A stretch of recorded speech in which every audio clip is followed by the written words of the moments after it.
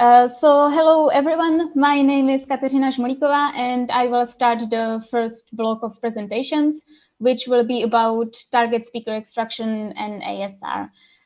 There will be 3 parts of the talk, which will be presented by me, Dešraš, and Pavel Denisov.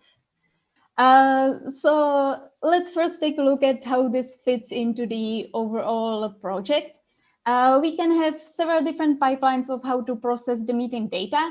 Here we will address the pipeline that you see here on this slide, where we first process the recordings by diarization, and then we use target speaker extraction and recognition. This means that we use an enrollment utterance, which determines which target speaker we want to transcribe. This enrollment information could be either obtained externally before the meeting, or we could extract it directly from the meeting by using the diarization. So we could split this into 2 main branches of approaches, where in the first one, we first explicitly extract the speech signal of the target speaker, and then we feed it into a conventional speech recognizer. In the second one, we directly modify the speech recognition system itself to accept the enrollment information. Both of these approaches have their pros and cons. The first one is more modular, so we could possibly reuse some existing modules, and it also gives us access to the separated signals. The big advantage of the second one is that we directly optimize the objective that we care about, which is the recognition, and it can also lead to more simple system. Here in this presentation, I will say a few words about the first option, and then Desh and Pavel will talk more about the second one. For the target speaker extraction, we use SpeakerBeam. In SpeakerBeam, we jointly train 2 neural networks, where the first one has the enrollment utterance on the input, and it learns to extract a fixed length speaker representation. The second one does the extraction itself, so it has the mixture on the input, and it uses the speaker representation to multiply activations inside the neural network to guide it to extract the target speaker. We have previously explored this method in various settings, but it has not been well tested on long meeting-like recordings, which is what we focused on here. When we apply SpeakerBeam on long recordings, we use a sliding window. So we extract the speech from each, let's say, 10 seconds. The good thing about target speaker extraction is that we don't need to care about the permutation of the sources because the speaker information keeps it consistent over the recording. Before I come to the results on the real library CSS data, I will show a few results on simulated meetings because these are a bit easier to analyze. Here in the graph, you can see the results on the simulated meetings with different number of speakers per meeting. And the graph shows SDRs of the original mixtures and the SpeakerBeam outputs. You can see that for 2 speakers, we get quite a nice improvement of about 10 points SDR. For more speakers, the improvement gets a little bit smaller to about 7 SDR points. And we can also see that for meetings with 1 speaker only, SpeakerBeam slightly degrades the quality of the speech signal. Looking into the outputs a bit more closely, we can see that there are several problems which occur when we apply SpeakerBeam on long recordings. The first one is problem with inactive target speaker, where if we want to extract the speaker from a segment where he's not active at all, it would sometimes happen that SpeakerBeam still extracts speech from a similar speaker. The second one is kind of the opposite. When there is single speaker speaking, it would sometimes happen that SpeakerBeam removes part of his speech. This usually happens when the speaker changes his voice a bit in the subsequent speech. In general, SpeakerBeam here works well when applied on overlapping speech, but it still has some problems with accurate speaker identification, and it does not really substitute for a diarization. So it is good to combine it with diarization system, which is what we did when we applied SpeakerBeam on the real library CSS data. We used the diarization in 2 ways.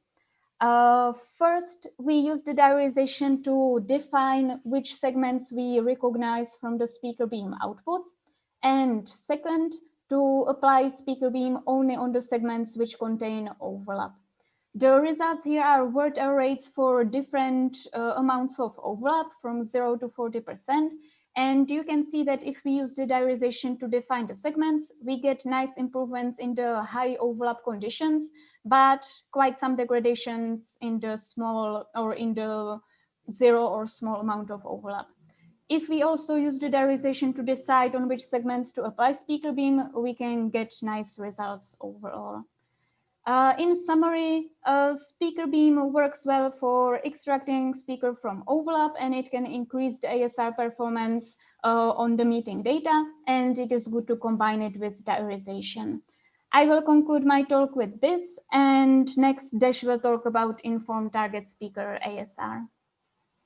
So hello everyone, I'm Desh and I'll talk about informed target speaker ASR. So this is in continuation to what Katka was talking about. So her talk focused on target speaker extraction, and in this talk I'll focus more on recognition. So talking about the single stream baseline system that we started with, both the diarization and ASR components were designed to just handle single speaker segments.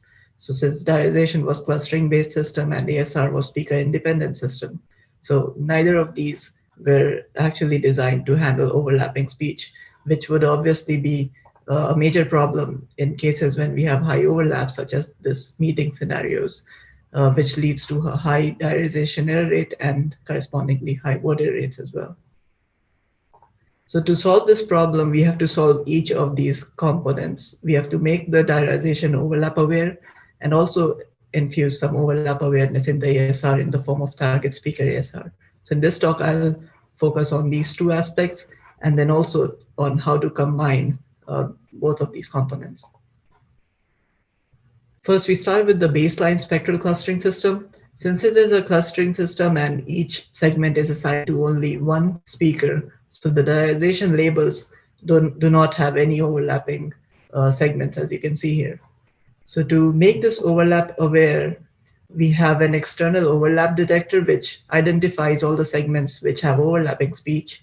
And then we change the spectral clustering to make it overlap aware so that it can output some overlapping speakers as well. This is done by actually changing the problem formulation of spectral clustering using some fun math that I won't go into the details here. The manuscript is in preparation and you should be able to read it soon, I guess. Coming to the results, so this actually works quite well. The clustering-based systems can give us at best 12.6% diarization error rate, and this is quite high for higher overlap regions. On using overlap awareness, this reduces substantially, and especially in the high overlap regions, the improvement in diarization error rate is quite significant. This improves even further if we use an oracle overlap detector. So part one is done, that we have now an overlap aware diarization system. So moving on to part two, which is replacing the speaker independent ASR with the target speaker ASR. So earlier, as I mentioned, Katka's talk was focused more on target speaker extraction. Now I'll talk about target speaker recognition, which takes some enrollment information, which in this case is the speaker level I vectors, and produces the transcript of that particular speaker. So how do we train this target speaker ASR? If we start with a speaker independent acoustic model, which is trained on clean Libri speech with some reverberation, we get a quite high word error rate on Libri CSS, which we don't like. In this case, I should point out that the ASR I'm dealing with, it's a hybrid HMM-DNN trained with LFMMI objective. On training with additionally simulated overlapping data, the word error rate improves significantly. And further, if we additionally use speaker I vectors to make it a target speaker ASR, we get more improvements. And the improvements are more significant on the high overlap regions. We also tried things like discriminative training by replacing the LFMMI objective with the LFMVR. And it degraded the results on the high overlap regions a little bit, but it also improved it on the low overlap region. So this is a point that we want to investigate further. And finally, we tried a deeper integration of I vectors by appending the I vectors into several layers in the neural network. And this improved the word error rate, especially on the high overlap regions, as you can see here. And this is the model that we choose to go ahead with for part 3, which is the integration of these two components. I would like to mention that we'd also like to investigate things like deeper integration with discriminative training and so on. Okay, so going on to part 3, we have in our investigations with TS-ASR, we have been using Oracle segments, and the I vectors have been estimated from enrollment utterances. So these are all very constrained problems. So we want to actually estimate I vectors from the recording itself instead of using enrollment utterances. And segments that we want to use should be obtained from diarization that we did in part 1 instead of using Oracle segments. So we do that next. So this is what we start with. Initially, we have a diarization error rate of 18% and corresponding word rate of 33%. And if we use the best target speaker ASR model that we have, we can get it down to as low as 16.5%. And the improvement is most on 21. We find that first we replace the enrollment utterances with recording to estimate the I vectors. And the word rate degrades a little bit, which is expected. Next, we replace the Oracle segments with segments obtained from the baseline diarization. And the word rate is almost the same as the one in the baseline, which suggests that in the absence of an overlap-aware diarization systems, there is only so much that the target speaker ASR can do. So what we actually need is the combination of both an overlap-aware diarization and a target speaker ASR, which can reduce the word rate significantly. The important thing to note here is that while using a speaker-independent acoustic model, the best you can do is only about 5% improvement absolute. But with a target speaker ASR, the improvement in DER almost corresponds linearly with the improvement in the word rate. So going from 18 to 9% improves the word rate from 33 to 25%, which is quite good. And this can be improved even further by using some more better diarization schemes. So how does this fit in the bigger picture? So this is the pipeline that we have now with the overlap-aware diarization and hybrid target speaker ASR. Of course, as I mentioned, the diarization can be replaced with any other methods like region proposal network, TSVAD, END, all these methods that you'll hear about in the upcoming talks. The diarization output can also be fed into SpeakerBeam that Fatma mentioned. Instead of using enrollment utterance, now we use I vectors estimated from the diarization itself. Also, we can replace the hybrid ASR system with an end-to-end ASR system. And this is what Pavel will talk about in the next talk. Over to you, Pavel. Hi, everyone. My name is Pavel Denisov, and I will briefly talk about end-to-end target speaker ASR. As a recap, it is also an example of system which is using information about target speaker, and it falls into second category, target speaker ASR.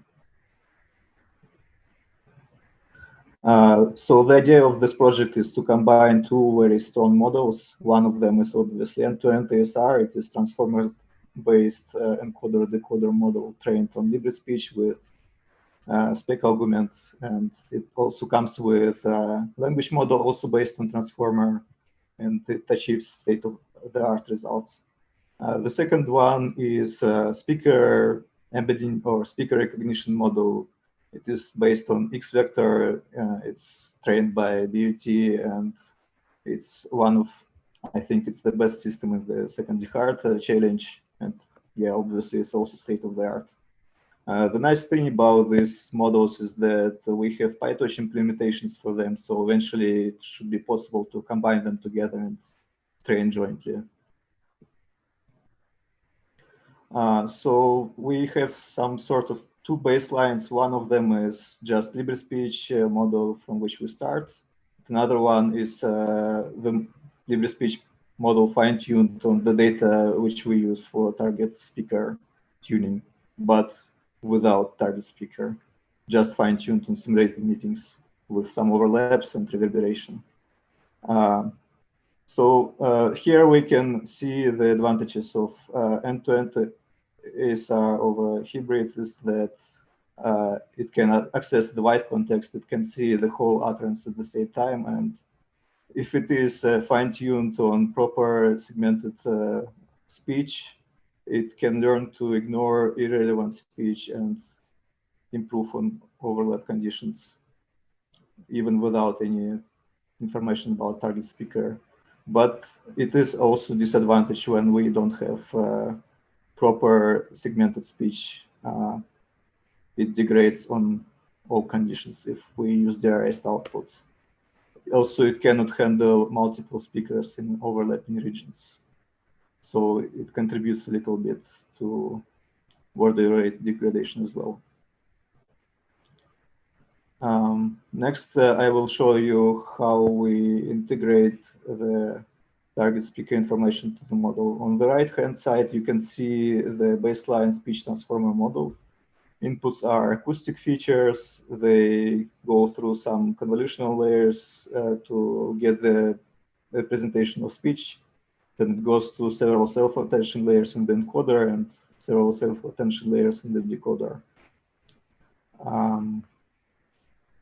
Now we have additional input, which is enrollment utterance for target speaker. And we feed it to X vector model.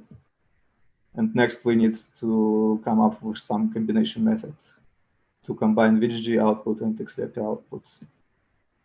One of the methods, one of the possible ways to do it is just repeat the speaker embedding several times so that it gets the same dimensionality as the VGG output. This dimension, the vector dimension, is the same in our case, so we just need to repeat it. And then we add them up and get the same metrics, the same dimensionality metrics, but with both information combined.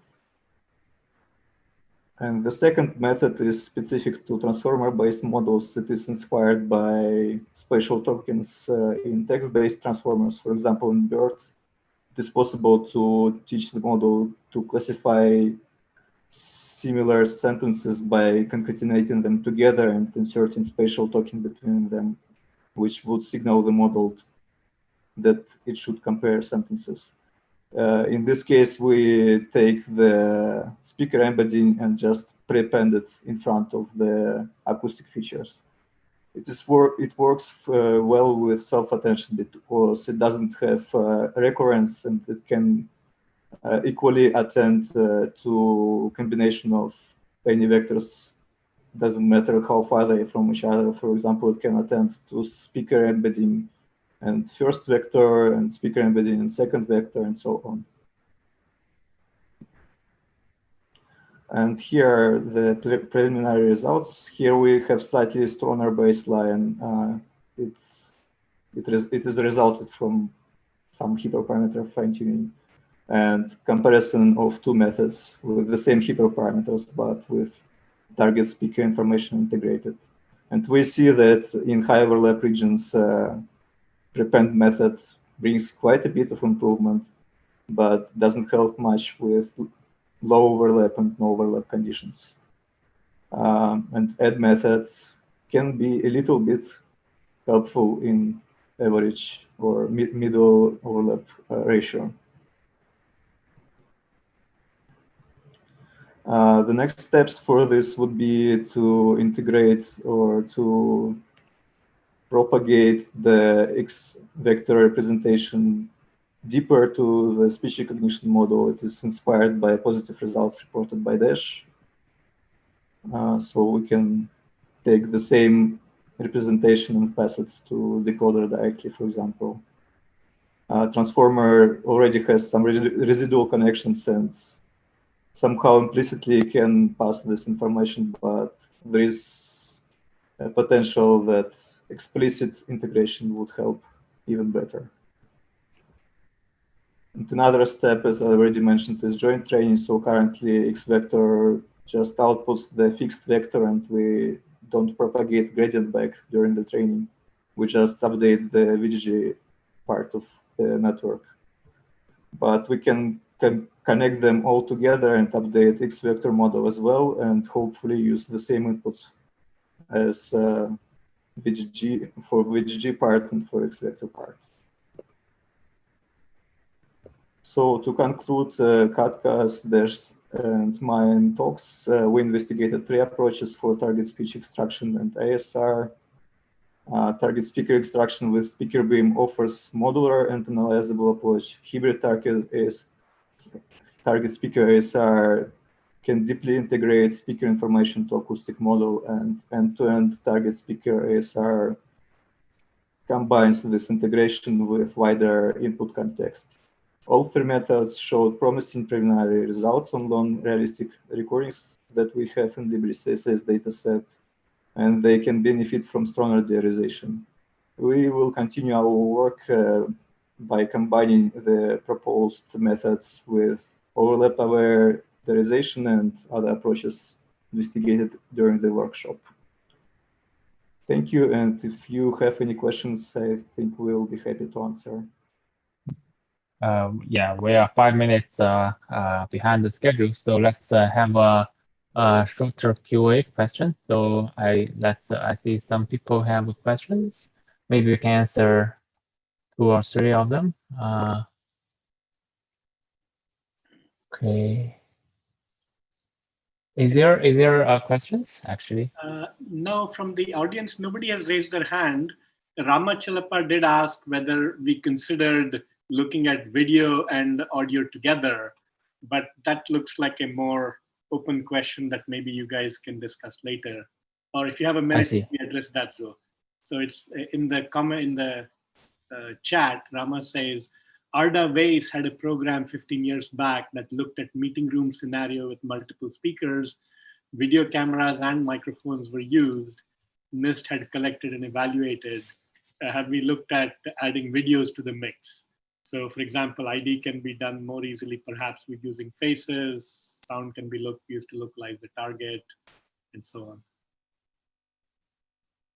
So, yeah, in general, I think it's a good option. There is actually a bunch of work from, for example, Tencent actually doing that, and this is actually and shown to be very beneficial. But this is not conflict with the problem here, because, for example, privacy is usually something that the people and company concerns. So that poses some limitation. But for sure, from the research perspective, it's actually interesting to add in the video. And I believe different people have already do that. And some people tried this speaker versus the video informations. So yeah, that's definitely a good option. Probably I think we should move to the next talk. I can say that there is also some work on speech extraction with video information we've done, not in this workshop, but we have been working on this project also. I see. Cool. Okay, let's move to the next talk, which is the convolutional beamformer. We'll start by Christoph.